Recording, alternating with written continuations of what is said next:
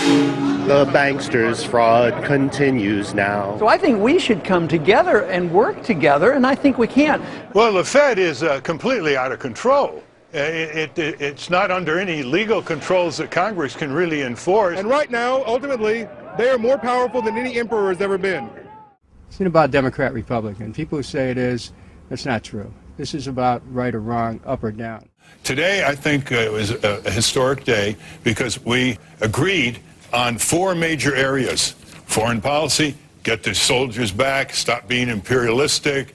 Privacy, deal with the repeal of the Patriot Act. And the third is the national debt. You know, deficits are now used for reckless government adventurism. And the fourth issue is the Federal Reserve is now a government within a government. It is totally out of control. Congress doesn't control it. It's funded by the banks. And we either have constitutional government or we don't. Because of this, well, here's the question. Is there anything left for the American people to decide? We're looking at a corporate media who is extremely threatened by what's going on.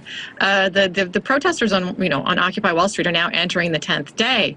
And what you're seeing is really inchoate rage against the economic issues created by the overweening corporatism of the government, and it threatens all of them. You vote for a Republican to balance a budget, and they're worse than the Democrats. That's what the people are sick and tired of. You vote for the Democrats to end the war, and they expand the war as much as the Republicans. I'll rephrase the question for Ralph. Who is the lesser of two bads right now? The lesser of two bads is not good enough for the American people. We need the best. The crisis is much bigger than what they even are talking about, because they're not talking about the real crisis, and that is the bankruptcy of the whole country and the destruction of the dollar.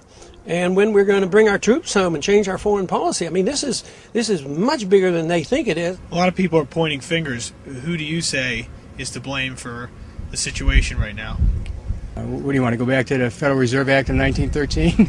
All wars are fought with inflation, destruction of the money, which is the reason we have unemployment today. $30 million an hour. 24 hours a day we're spending on those 2 wars. $30 million an hour. I'm trying to get you to understand what the motive was behind the bombing. At the same time, we had been bombing and killing hundreds of thousands of Iraqis for 10 years. Would you be annoyed? If you're not annoyed, then there's some problem. Republican Congressmember Ron Paul of Texas speaking last night at the Republican presidential debate. Noam Chomsky, your response. I think what he said is completely uncontroversial.